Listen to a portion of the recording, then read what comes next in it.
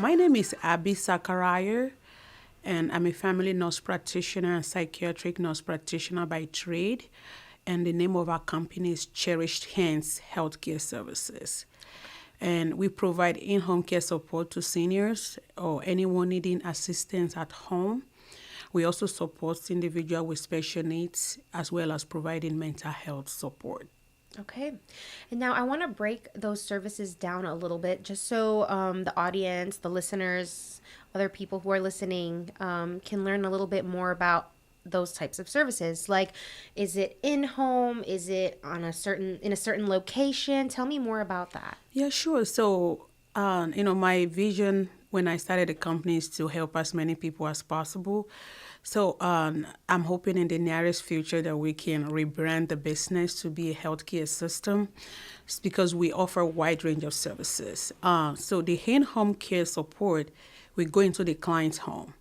So this is a service provided by nursing assistant or nurses, registered or licensed practical nurses. They go into the client's home. However, the service for people with special needs, we have a group home also that individual can, it's a residential service. They can come in there and live and thrive and be part of the community. But we also go into their home.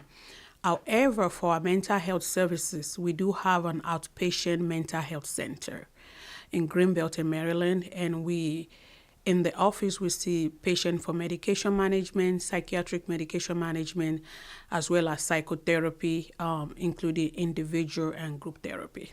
Okay. And could you tell us a little bit about how you got started in your industry? Like, how did this happen? How did you get to where you are today? Yeah, so since I was a little girl, I always want to help, and in my previous talk that I've done, I talk a little bit about myself and how I had to help my sister when she was 3 years old. I was 8 years old, and I have like half custody of her for a whole year, and I was selling peanuts to put her through daycare. Wow. For a whole year. So my goal and my vision and our mission in life is to help as many people as possible.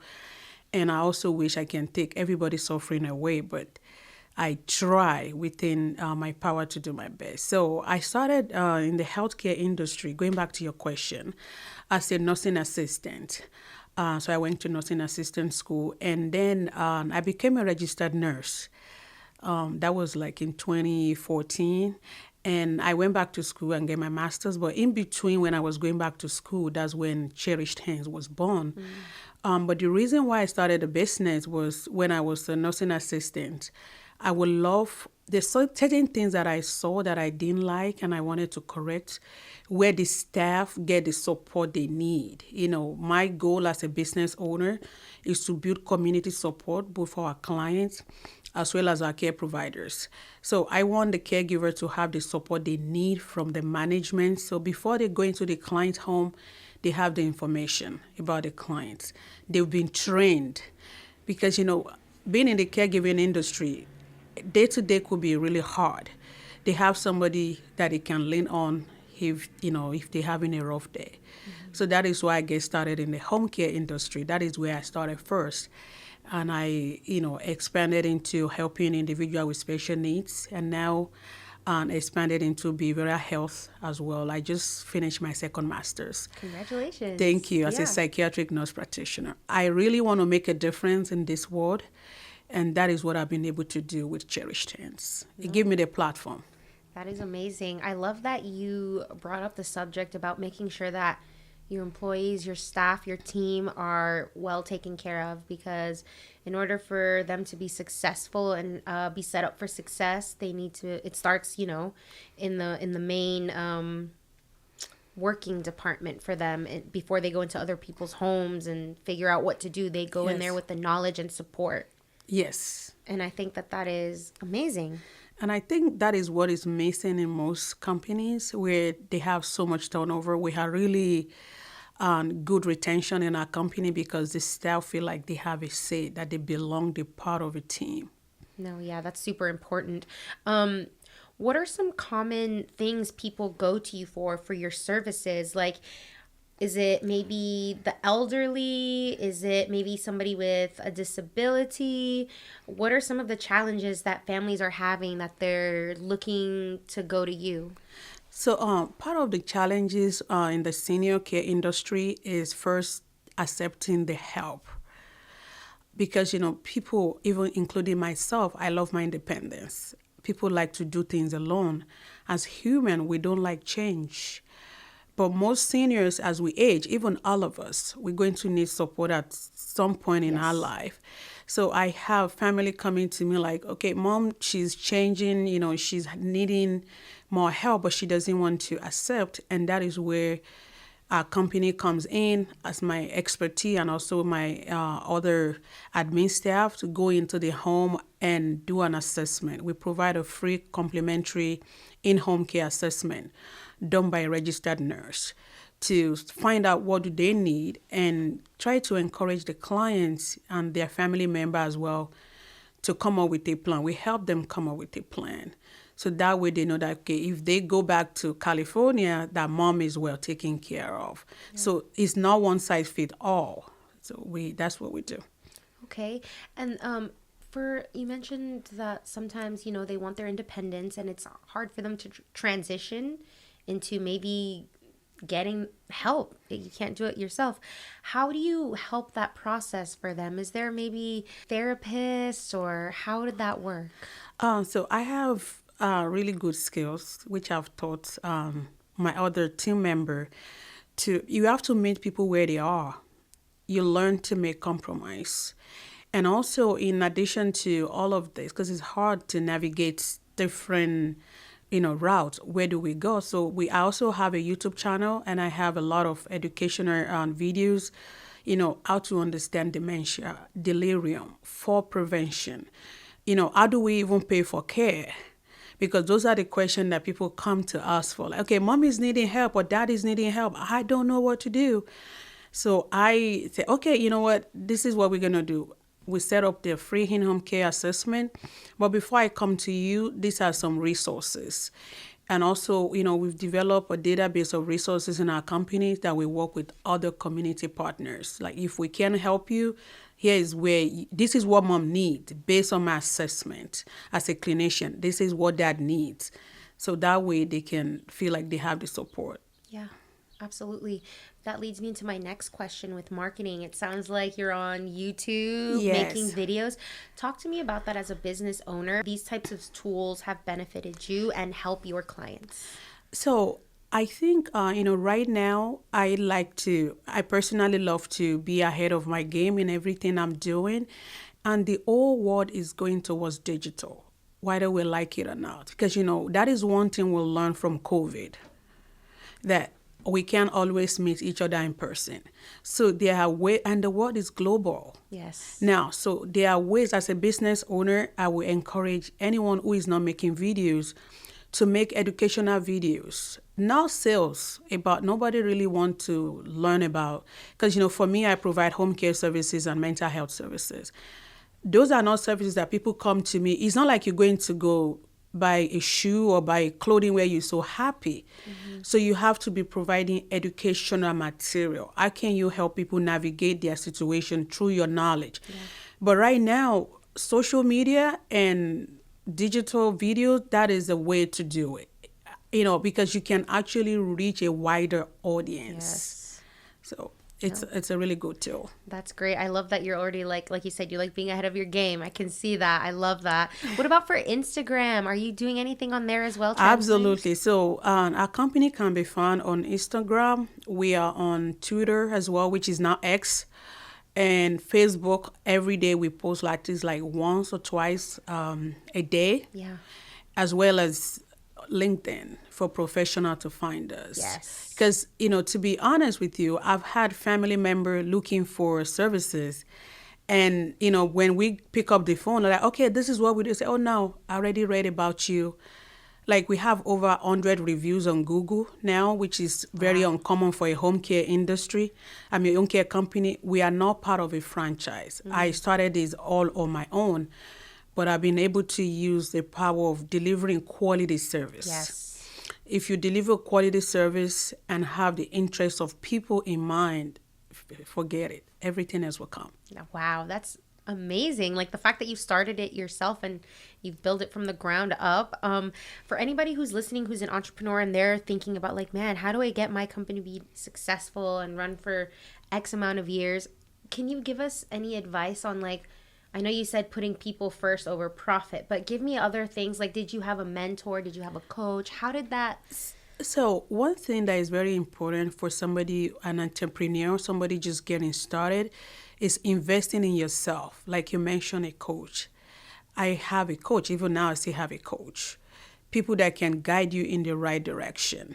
That is one thing. But also, what is very, very important as an entrepreneur going into business is your mindset. Our mind is a powerful tool that we can use to change the world. Because if you go in with the right mindset, you go in as if you already win. You go in as if you already have it. It's going to come because, with business, it's up and down. You can have 50 clients a day and you wake up Monday morning and like 10 people gone. We've had December like that. I thought we lost the business, but we bounced back. So the first thing is the mindset and have the right attitude towards what you're doing. Profit is going to come. Everything you want is going to come to you if you do the right thing, but get the right mindset. Be grateful for what you already have. Because I remember when I first started a company, I started in my basement, the first level of my house. And me and my oldest child, we used to say, when we get to 10 clients, we're going to celebrate. Come on, look how many clients we have now. How many? It's a lot. Okay. It's a lot. So, but look at us. But that was the only thing we wanted at the time is only 10 clients. That's right. But we've grown to expanding into other area of business as well, to where we own our own home. So, but if we see the positive things that is working in our life, everything you want is going to come to you. No doubt. I love that. I absolutely love that. And that goes to say, like, yes, there's a lot of hard work you need to put into this. Like, you have to live it and breathe it to grow it from the ground up. How did you stay, I guess, sane or mentally sharp and healthy to do that? Like, did you take breaks? Were you just like, no breaks? I got to do this until I get my 10 clients. Where's the balance? So everyone that knows me know that I'm very driven and I'm very determined to do whatever I want to do. But I went to a conference like last year because I'm a very hardworking person. I work really hard to get whatever I want. But I learned that hard work alone is not going to do it. Because if you work so hard to where you burn out and you're not taking care of yourself, you cannot help anybody. So the first thing, so I always help everybody. So I turn the table around like, okay, now I'm this year old. Let's see how I can take care of myself. So I put my mental health first. I don't let things bother me because if you bothered, you cannot think straight. If actually when you are relaxed, I put on my Facebook today, I say relax, trust, and expect. That is the process. You relax, you can think properly, take care of yourself, make sure you're eating, your nutrition is very important, and your sleep. Because when we sleep, that is when our organ can actually detoxify itself properly. That will also help you as a business owner to have clarity in your business. And also it will be also helpful for business owners who are starting to also have a system. Your business cannot live in your head. It cannot live in your head. A business that cannot survive without the owner is an employee there, really. It's not a business owner. And those are the things that I learned, in the recent years, like, okay, how can we make things operate? Because, look at all of us, we fly in the airplane every day. It doesn't crash every other day. No. If it does, nobody will fly. No. So that is the same perspective as a business owner that we should take into our business. Yes. How can we make our business to run like a oil machine? Something that has a system. Like, for example, I'm in the care industry. Part of what we do is hiring staff. Part of what we do is client acquisition. What does that process look like? if your client first calls you or somebody prospective client calls you, what does that process looks like? When they call, do you take their information? Do you schedule the next appointment? How does that look like? Is it a process that can be done without you? Is it written somewhere? Mm-hmm. Those are the business that can survive even the owner. Let's say the owner, because at some point you want to retire. So those are the business that can survive and thrive in this new age. Mm-hmm. It's not something that lives in the owner's head. But that would happen if somebody is not taking care of themselves, which I've been there before. You got burned out. Yes. So you have to focus on yourself as a business owner first, from in to outside, not from outside to inside. It doesn't work that way. Okay, wow. No, this is a lot of insightful and good information that other entrepreneurs should listen to, because sometimes maybe it can be hard for some people to find that balance. And like you said, they can burn out. And then if you're not mentally sharp and healthy, then everything else can't grow around you, right? Yep. So thank you for touching on that. I think it's so important too, not only to care about your clients and your customers, but to also care about yourself and your own mental health. Yeah, very important. Mm-hmm. And also, I even realize as a leader, because if you're a business owner, either you like it or not, you're a leader. Your staff feed off from your energy. Yes. So if you come in with the right attitude, like, okay, we're going to do it. This is what we're going to do. You excited about the process yourself. Your staff and your employees, everybody like, okay, yeah, that's what we're doing. But if you come in like, okay, I think we're going to do this. I'm like, oh, well, no. Yeah. I don't think that's a good idea. Yes. No, absolutely. So the energy that you put out, everybody else can like soak it in. And so if it's good, that's great. If it's not so good, we need to work on that so everybody can feel like positive and energetic, right? Yes. Absolutely. And now, is there something that maybe you would like to touch on about your business that I have not touched on that you would like for our listeners to know? Just so, we provide a lot of services, but if I want to bring it all home, what I would say in one sentence is that Cherished Hands support individuals at different levels to reach their personal goals. Being physical goals, emotional goals, mental goals, and to be able to thrive in their environment, wherever they call home. So we work with clients to build a personalized, individualized care plan that meets their needs. Because in the care industry, one size doesn't fit all. You have to meet people where they are and be ready to work with them, because, like I said, change is hard. But if you working with the client and they feel like you're part of the team, you have a better chance helping them with their transitioning. Absolutely.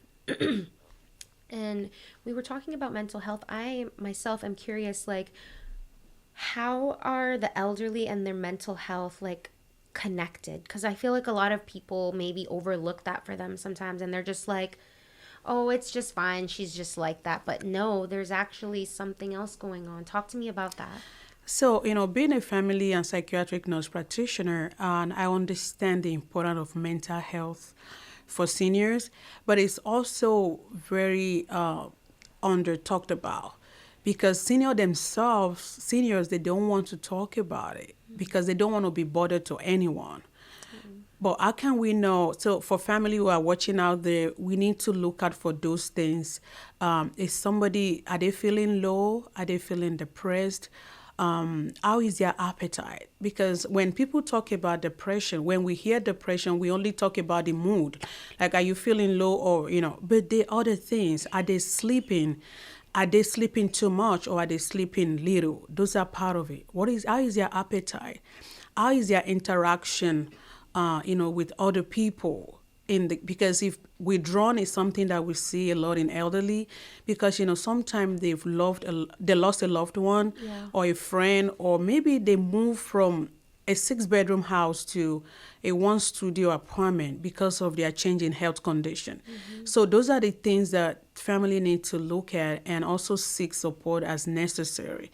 When we go to see their primary care doctor, talk to them about it. If they have a change in their life, to let the provider talk to them, because most of the time they would talk to the provider more than they would talk to their family. Oh, wow. That's kind of sad. But I guess that's just how it is sometimes. Yeah, because they have like I have seen firsthand because elderly they know that their older children who also maybe in their 50 or 60, they're still working. Most of those people also have grandchildren, they have spouses, they have other things outside of their parents to take care of. Sometimes they have health issues of their own as well. So the parent they don't want to tell them that they act as if everything is okay because they don't want to add to their burden. But with COVID, does even make it very, very hard for seniors because of the social isolation. It's a thing, it's real. Yeah. So in our company, I'm more into engagement. So we have a monthly newsletter that has activities in it for seniors. It's free. It's like 24 pages, different activities that we have new one every month, and also has like stories that they can read because so we can keep them engaged. And we also encourage our caregivers that it's not just having somebody with a shower and helping them with grocery, but there are other things like walk them outside, talk with them, play game with them, get them engaged, because you actually see how people thrive if they get the right support. Oh, that's wonderful. Do they ever, I guess like it depends case by case, but can they maybe make friends with other people who are in the facility as well, or maybe have like a game night or something like that? Oh yes. That is something that we encourage our clients to do. Even we have clients that are with us, and they also sometimes go to like adult daycare because they can have other individuals to play with. We have clients in facilities also that the caregiver go with them to activities, but we also encourage our care providers to engage the client while they're in the home. Because if you're asking a senior, like, tell me about your life when you were 30 years old, you see how their face brighten up, how they get married or get engaged or get in a relationship with someone, what kind of work did you do? Those are the things that actually matters to them. If you get to know them, then they open up to you. So if something is wrong, they're more than likely to tell you. Yeah. Wow. It's just sad because it just makes me think about like you said, it is not talked about much for the elderly, and that they used to have lives and many exciting lives and stories, and just because we get old, like we're just kind of what sometimes feels like, oh well, they're old now, time to just Sit like there. they didn't have lives like we're living right now in jobs. Like it's just, oh, they're old, that's okay, bye. Like they're people too, and everybody gets old at some point, and we all are gonna go through it. So definitely be mindful about that. And even if your parents or family members aren't in a home yet, talk to them, right? Yes, it's very important to get them to know that even now you're 80 years old, there's still a lot of life ahead. Life is not end until, if somebody is still here, let them live the best out of their life. Yes. And if you guys maybe like need help, we have Cherished Hands here that can help you too. If you need some assistance or maybe you need a break, they can offer that for you so you don't get burnt out and you can find a good balance. Or maybe you need full-time help. They are here to help you. Yes. All right. And now for my final question. Do you have any parting words that you would like to leave for the audience? For family and everybody watching at home, continue to go out there and live your best life. Have the right attitude towards life, and even the entrepreneurs, have the right attitude towards life, and just be happy. Happy things come to you. It's just law of gravity. Okay, good things follow good things. But if you're sad all the time, which all of us we've been there, but remember that Abby give you the freedom to go live your life. Enjoy to the fullest. Absolutely. Well, thank you so much for being on the podcast and bringing awareness to a couple of things that maybe get missed. So we appreciate you being here today. Thank you for having me. I appreciate the opportunity.